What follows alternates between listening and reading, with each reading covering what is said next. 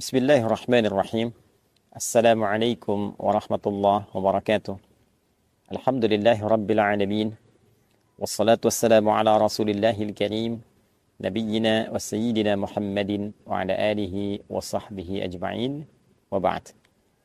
Saudara-saudariku, dimanapun berada, Alhamdulillah kita sangat bersyukur pada Allah Subhanahu wa ta'ala yang telah melimpahkan nikmat begitu ruah kepada kita sampai dengan detik ini di kesempatan Ramadan, dan alhamdulillah kita diberikan kemampuan untuk meningkatkan ibadah yang menghiasi hari-hari dan malam-malam Ramadan yang kita dapati sampai detik ini. Semoga Allah Subhanahu wa taala berkenan menerima seluruh rangkaian amal ibadah yang kita tunaikan sampai dengan detik ini. Teman-teman, di antara keutamaan dan keistimewaan Ramadan seperti pernah kita ulas adalah bulan yang menghadirkan limpahan kesempatan untuk bermunajat kepada Allah Subhanahu wa taala. Di antara munajat itu dapat kita arahkan khusus untuk memohon ampunan Allah Subhanahu wa taala. Dengan kata lain, Ramadan adalah bulan kesempatan untuk bertaubat kepada Allah Subhanahu wa taala.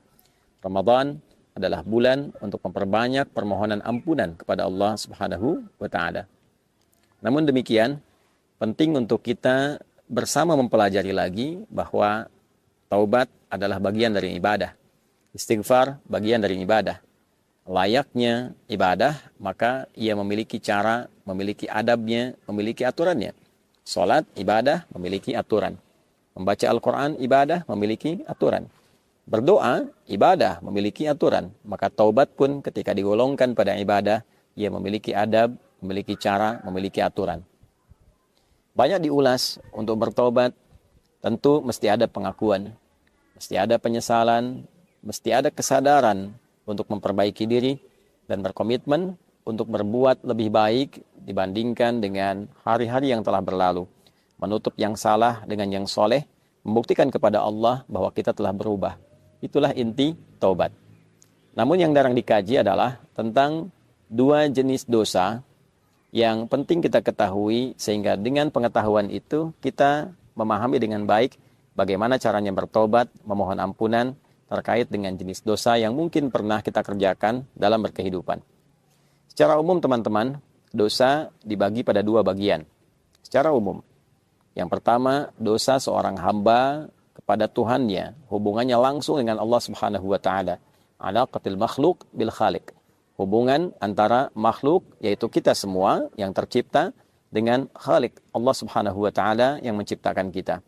Ada banyak perintah-perintah secara langsung dari Allah kepada kita, khususnya berupa perintah pengabdian, ibadah, kebertuhanan kita kepada Allah Subhanahu wa taala, yang kadang juga direspon dengan respon yang kurang baik atau bahkan ada yang tidak menunaikannya. Contoh, saat Allah perintahkan kita menunaikan sholat, maka ada sebagian hamba yang tidak mengindahkannya. Bahkan bukan hanya malas, dia tidak menunaikan sholat seperti yang Allah perintahkan. Tentu itu melahirkan dosa. Allah perintahkan dia untuk mengkaji Al-Quran, membaca Al-Quran, bahkan belum punya waktu yang cukup untuk sekedar membacanya. Allah perintahkan untuk berpuasa, bahkan ia belum punya kekuatan untuk memotivasi dirinya demi menunaikan apa yang Allah perintahkan itu. Hal-hal demikian adalah hal-hal yang terkait langsung hubungan kita secara vertikal dengan Allah Subhanahu wa taala. Maka apa yang dilakukan dalam hal tobat yang dimaksudkan? Yang pertama, tentu kita menengadahkan diri, kita bersimpuh kepada Allah Subhanahu wa taala untuk memohon ampunan sempurna kepada Allah dari semua dosa-dosa yang terkait hubungan kita langsung dengan Allah Subhanahu wa taala. Bagaimana cara melakukannya? Ada beberapa metode, ada beberapa cara. Di antaranya bisa kita lakukan melalui sholat. Karena hakikat dari sholat yang kita kerjakan, di dalamnya berisi banyak doa. Di antara sekian ragam doa, wujudnya adalah permohonan ampunan kepada Allah Subhanahu wa taala. Dalam ruku' kita meminta ampunan, baik membacakan subhana rabbiyal azim wa bihamdi ataupun subhanakallahumma rabbana wa bihamdika Allahumma ighfirli. Ya Allah, ampuni aku. Pun demikian, bahkan dalam sujud juga ditemukan kalimat yang serupa. Duduk di antara dua sujud, kalimat pertamanya Rabbi ighfirli, ya Allah ampuni aku. Bahkan di pembuka salat dalam iftitah, Di antara sekian rangkaian doa iftitah, salah satunya adalah doa taubat, permohonan ampunan. Allahumma ba'id baini wa baina khatayaya kama ba'adta bainal masyriqi wal maghrib. Demikian selanjutnya hadis terkait. Ya Allah, aku mengakui banyak dosa yang aku kerjakan, banyak kesalahan yang aku perbuat. Mohon jauhkan aku antara dosa yang telah aku perbuat sejauh Engkau pisahkan timur dan barat. Aku tidak ingin berjumpa lagi. Aku ingin berpisah dengan dosa itu. Aku ingin dibersihkan ya Allah selama hidupku. Dilakukan dengan salat, dan dengan itu Allah berkenan menggugurkan semua keburukan yang pernah kita lakukan. Demikian saat seseorang di era Nabi datang kepada Rasulullah SAW sebelum Nabi menunaikan salat, dan dia berkonsultasi telah melakukan satu kesalahan yang fatal. Maka karena akan tiba waktu salat, Nabi SAW meminta orang ini untuk menahan diri sejenak. Ketika menunaikan salat, kemudian turunlah Al-Quran surah ke-11 Hud ayat 114.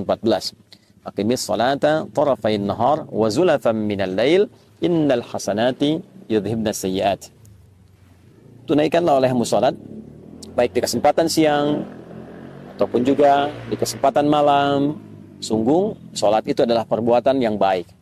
Salat-salat yang kau kerjakan, subuhkah, zuhurkah, asar, maghrib sampai isya, bahkan salat-salat sunnah itu adalah hal yang baik, bernilai pahala dan berpotensi menggugurkan dosa. Hal yang baik, bernilai pahala, berpotensi menggugurkan dosa, disebut dengan hasanah. Jamaknya disebut dengan hasanat. Lawannya sayyiat. Maka hasanah itu akan menggugurkan sayyiat. Hasanah yang saleh bisa menutup yang salah.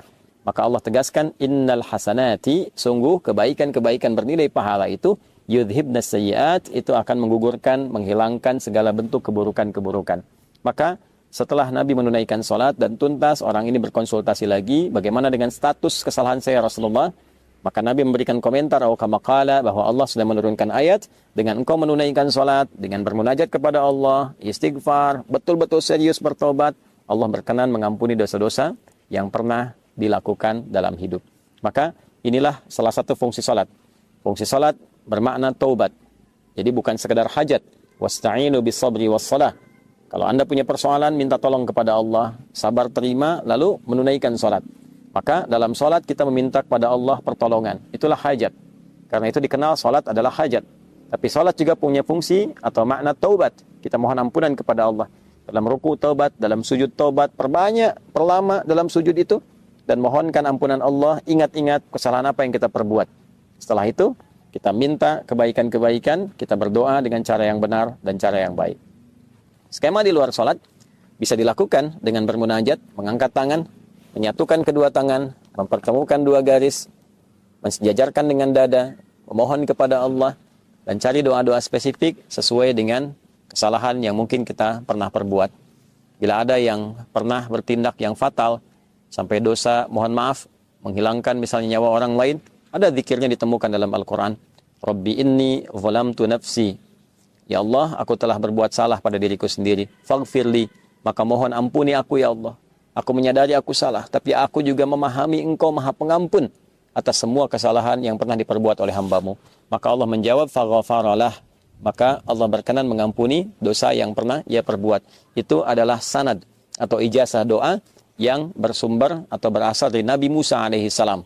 Ketika terjadi peristiwa yang tidak disengaja, Nabi Musa mengingatkan dengan menampar, tapi kekuatan yang diterima oleh pemuda yang kena tamparan itu menyebabkan dia meninggal. Maka refleks Nabi Musa kemudian memohon ampunan kepada Allah Subhanahu wa taala, ya karena ketidaksengajaannya, bukan dimaksudkan untuk menghilangkan nyawa atau dimaksudkan melukai orang lain. Maka yang paling penting bagi kita adalah ada sanad doa di dalamnya. Seorang nabi, rasul punya sifat maksum, dijaga oleh Allah. Dijaga, diperbaiki, diluruskan. Tentu ketika diizinkan perbuatan itu terjadi, salah satunya adalah untuk melestarikan doa bagi hamba yang bukan nabi, bukan rasul, dan melakukan kesalahan yang serupa. Ada lagi dosa-dosa yang cukup luar biasa fatalnya. Apakah terkait dengan 7 dosa besar misalnya? Ya, di dalamnya ada kemusyrikan, ada perzinaan, ada pembunuhan, dan lain sebagainya. Maka kita bisa temukan di Quran surah ke-39 misalnya, di ayat ke-53. Qul ya ibadiyalladzina asrafu ala anfusihim la taqnatu min rahmatillah. Duhai hamba-hambaku, Muhammad SAW viralkan, sampaikan kepada hamba-hambaku yang merasa dosanya begitu berlimpah, banyak, sampai akan menyimpulkan, ya Allah ini kayaknya udah nggak mungkin diampuni. Kata Allah, jangan bicara begitu. Sepanjang kau masih hidup, nyawamu belum sampai di kerongkongan, jangan putus asa dari kasih sayang dan rahmatku. Ya, jangan putus asa. Allah menyampaikan, jangan putus asa. Karena yang putus asa itu cuma setan. Ya, sepanjang kita masih hidup selalu ada peluang. Jangan pernah dengarkan vonis manusia. Allah yang memutuskan, Allah yang memberikan solusi. Innallaha yaghfiru dzunuba jami'a. Allah menegaskan, aku ampuni semua dosamu kalau engkau mau datang serius bertobat. Ya. Dan ada juga zikir umum yang digambarkan dari beragam kesalahan apa yang pernah kita perbuat, khususnya terkait dengan pelanggaran terhadap perintah Allah Subhanahu wa taala. Misal pelanggaran-pelanggaran umum yang tadi disampaikan atau aspek lainnya. Maka zikir Nabi Adam bisa kita gunakan. Yang dilestarikan oleh Nabi Muhammad diajarkan pada kita, Rabbana zalamna anfusana wa illam taghfir lana wa tarhamna lanakunanna minal khasirin. Demikian ditegaskan di surah Al-A'raf itu. Itu diantara sekian yang bisa kita uraikan, bisa kita bacakan guna setidaknya harapan untuk menghilangkan dan juga menghapuskan kesalahan yang kita perbuat dengan seizin Allah Subhanahu wa taala. Namun demikian, ada dosa-dosa pula yang terkait dengan sifat adamiyah, hablu minan nas, al-bu'dal insanil ijtima'i, aspek sosial. Ya, dengan teman, pernah menfitnah, pernah bikin hoax, ya, utang yang belum dibayar, ya tidak melahirkan dosa. Tapi ketika kadang-kadang berutang mudah, membayar utang tidak mudah, ya. Nah, seringkali ada provokasi dari setan dan itu diambil. Justru terbalik, alih-alih memberikan kemudahan kepada pemberi utang untuk membayar walau dengan mencicil. Nah, ini kadang-kadang muncul setan memprovokasi, malah membicarakan pemberi utang sendiri. Atau menyebarkan kekurangannya, atau bahkan bersikap hal yang tidak baik. Ya, dia telah memberikan dengan sangat mudah, tapi ketika diminta justru yang keluar misalnya kata-kata kasar, ya tidak dibayarkan, dalam saat yang sama justru menyebarkan aib atau membuat informasi yang salah, yang keliru, sehingga dengan tujuan ingin menutupi kesalahan yang pernah diperbuat. Ini sifat dosa adami, ya, dosa yang terkait dengan sifat kemanusiaan secara sosial. Artinya fitnah, artinya hoax, artinya sifat mencela, merendahkan orang lain. Maka cara tobatnya tidak hanya dicukupkan dengan minta ampun kepada Allah, tapi diharuskan meminta maaf kepada orang yang terzalimi. Ya, jika orang itu mengabaikan, maka ditutup hubungan kita dengan dia. Yang dimaksudkan begini. Semisal, ada orang mencela kita. Lantas kita mengabaikan itu. Kita biarkan, kita abaikan, ya kita mintakan kepada Allah solusi kebaikan, saya tidak ingin menanggapi. Maka, kita yang dicela, itu oleh Allah akan ditutup hubungannya dengan orang tadi dalam hal memikirkan dia. Dibuat seakan-akan tidak ada masalah. Tapi orang yang mencela tadi, ya, sebelum dia minta maaf kepada orang yang dicela, maka tetap akan tergantung keadaan taubatnya, tetap tergantung keadaan permohonan ampunannya kepada Allah sebelum dia meminta maaf kepada orang yang telah dicelanya itu. Nah, karena itu di bulan Ramadan, bulan baik, bulan permohonan ampunan, bulan taubat, kita mesti memahami skema ini. Tidak cukup dengan kita mengatakan, ya Allah ampuni saya, pada bagian yang kedua ini lantas selesai. Hubungan dia dengan Allah selesai, tapi dengan orang itu belum selesai. Ya, bagaimana faktor belum selesainya? Di hadis Muslim, riwayat sahabat Abu Hurairah radhiyallahu taala anhu, bila ini tidak diselesaikan di dunia, maka di akhirat bisa terjebak pada potensi kebangkrutan. Yang disebut dengan muflis, orang yang bangkrut, karena pahala dia ditransferkan kepada orang yang pernah dizaliminya.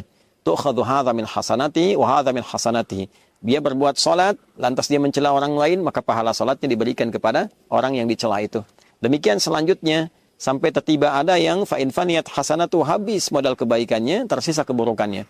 Misal, pahala sholat habis, baca Quran habis, tersisa pahala bikin hoax, ya, tentang orang lain. Maka dosa orang yang dihoaxkan itu dibicarakan, diturunkan martabatnya, diambil dosanya, ditimpakan kepada pembuat hoax itu. Faturiha finnar, maka dicucilah dulu dia di neraka dari keburukan-keburukan yang pernah ia kerjakan itu. Maka dari itu teman-teman sekalian, penting bagi kita untuk saling memaafkan, untuk juga memotivasi diri mau meminta maaf. Untuk memaafkan itu sesuatu yang rasanya tidak terlampau sulit. Namun untuk meminta maaf, hal itulah yang kadang-kadang jarang disadari pentingnya untuk dilakukan karena banyak hambatan yang setan hadirkan dan tidak menginginkan hamba kembali menjadi baik. Untuk itu, saya ingin mengingatkan pada diri pribadi dengan menyampaikan sebesar-besarnya. Yang pertama, mohon ampun pada Allah Subhanahu wa taala.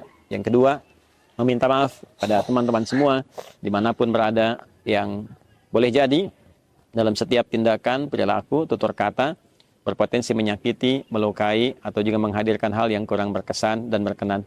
Mohon dimaafkan, mohon sebesar-besarnya diberikan pengertian, dan semoga Allah Subhanahu wa taala mengampuni dosa-dosa kita semuanya. Allahumma taqabbal minna innaka antas sami'ul alim wa tub 'alaina innaka antat tawwabur rahim. Tubna ilaika ya arhamar rahimin taubatan nasuha waghfir lana dhunubana wa kaffir 'anna sayyi'atina wa tawaffana ma'al abrar. Wa sallallahu ala sayyidina Muhammad wa ala alihi wa sahbihi ajma'in. Wa akhiru da'wana alhamdulillahi rabbil alamin. Adi Hidayat, Rabiati Khairatul Hisan dari Mira. Assalamualaikum warahmatullahi wabarakatuh.